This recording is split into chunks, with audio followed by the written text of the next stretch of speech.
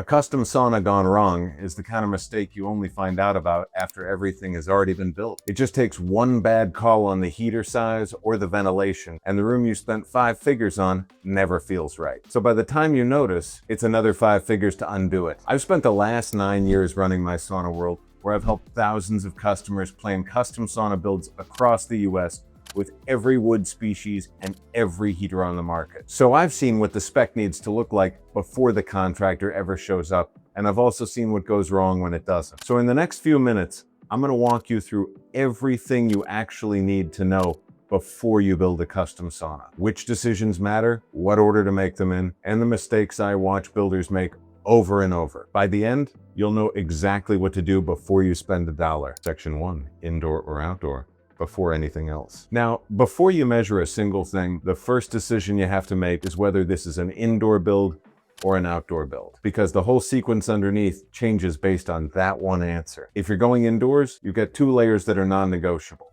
the vapor barrier and the insulation.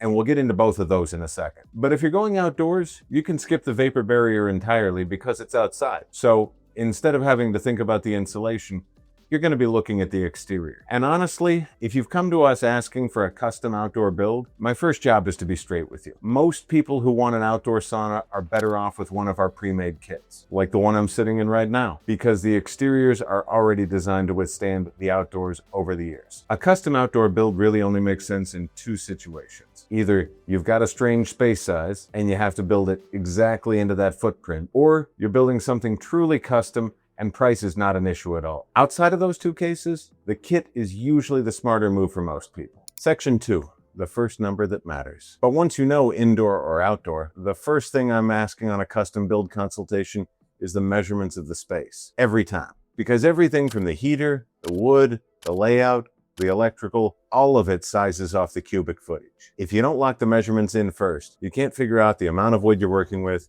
you can't size the heater properly, and you can't even start on the layout. So step 1 is always the same. You need to measure the length, width, and ceiling height so we know what cubic footage we're looking at. And a quick note on ceiling height. Saunas typically aren't more than about 8 feet tall on the ceiling. So unless you're building something really unusual, the ceiling isn't shifting the math meaningfully. The number that matters is the cubic feet of the room, and that's what every other decision keys off of. Section 3, the layer most people don't plan for. Now, this is the part of the build that hides inside the wall, and it either makes the sauna done right for the next 20 years or quietly ruins it. Let's start with the vapor barrier first, because it's non-negotiable. If you're doing an indoor build, the vapor barrier goes down before the insulation. So it's not really a decision to make.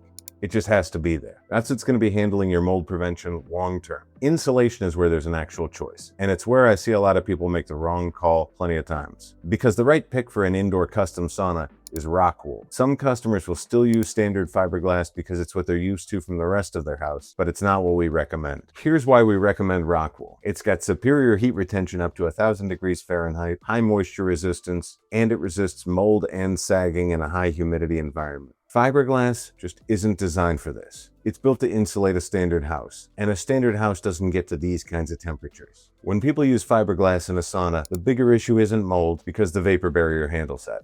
It's mostly the heat loss. The fiberglass lets the heat disperse outside the sauna room, which is the opposite of what you want in a sealed space that's supposed to hit 195 degrees Fahrenheit. And it's very important you get the insulation right because the next decision rides on top of it. The math people get wrong on the heater. Now you can size the heater. And this is the number 1 thing where I watch people, including contractors, mess up the most often. The rule of thumb is 1 kilowatt of heat for every 50 to 60 cubic feet of space. So run through the cubic footage from your measurements, and that gets you in the right kilowatt range. Pick a heater that's inside that range, and you'll have a sauna that gets to temperature quickly and holds it. For example, there's this Home steel heater that's amazing because it's got these white rocks that are more than just decorative.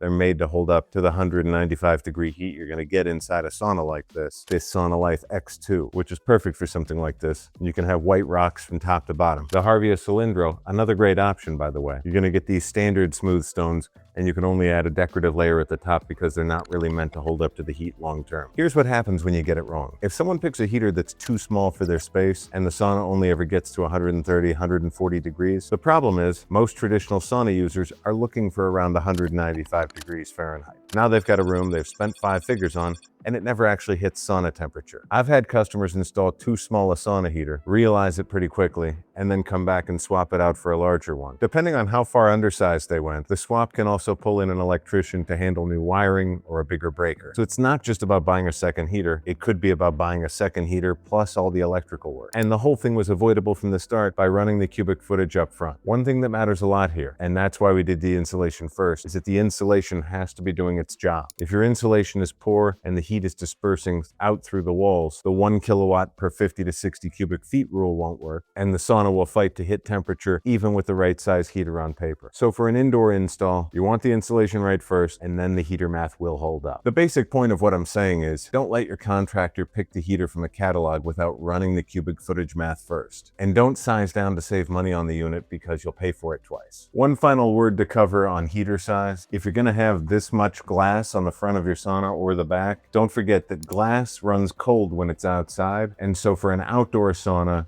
if you're gonna have a lot of glass, you're probably gonna wanna round up which size heater you get just to go up to the next step and make sure you've got all the power you need to get your sauna cooking. The two openings almost everyone gets wrong. Ventilation is the other non-negotiable, and it's one I want you to read out loud to your contractor before the framing starts. You need 2 ventilation openings, not one. One down below, behind the sauna heater, to pull fresh air in. That fresh air feeds the heat. The heater works the way it's supposed to, and the room feels right. And then a second opening up high on the opposite end of the room to let the hot used air out. Air comes in, air goes out, and the room is constantly refreshing. If you get this wrong, the worst case scenario is genuinely dangerous. With no clear ventilation, you can suffocate in a sauna. That's the headline version. The more common version that shows up 6 months in is that the room has too much moisture. And once you've got too much moisture sitting against this wood, you're looking at mold, rot, all the things that happen when too much moisture hits the wood. This is one of those details I'll handle on the spec sheet before the contractor starts, so the openings are framed in correctly the first time. Because once the drywall's up, you're not getting a second shot at this without ripping the back wall open. Before you finalize the heater, you have to know what the electrical actually needs to be, because there's a specific way customers get stranded on install day if you skip this. Almost every sauna heater runs on 220 volts, with a breaker size somewhere between 30 and 50 amps, depending on the wattage of the heater. And it has to be a dedicated breaker, so you can't share the circuit with something else in the house. What people get wrong is they pick the heater they want, then the contractor frames the room, and then somebody finally looks at the electrical panel and realizes there isn't capacity for a dedicated 220 volt circuit at the amperage the heater needs. So now you're either pulling a new wire from the panel, upgrading the panel itself, or downgrading to a smaller heater, which is definitely not what you want. None of those decisions are things you want to have to figure out at the 11th hour. The fix is to pull the electrical specs at the same time you're sizing the heater, hand them to your electrician early, and confirm the panel can take it before you order anything. So while I just covered a lot of stuff about the electrical on your sauna heater, you'll notice there's another electrical source going in here, and that's the sauna lighting. In this Allroom Libera model, you're looking at adjustable lighting. You've got these lights up on top, you've got these lights back behind you, and you can use these to adjust the mood and overall ambiance of your sauna, which is pretty cool. These run on low voltage, so you're not going to have the same concerns you have with hooking up your sauna heater. Much easier to install these, and it probably won't be an issue at all for your electrical panel. Now we get to the part of the build that everyone wants to start with, the layout and the wood. And there's a reason I put this so far down the sequence. The visible choices are the ones that come last because they ride on everything we've already decided on so far. Let's start with the layout. Are your boards running vertically or horizontally on the walls? Are you putting in floorboards or using the existing flooring underneath? What does the bench layout look like? Are you going to have 1 tier, 2 tiers,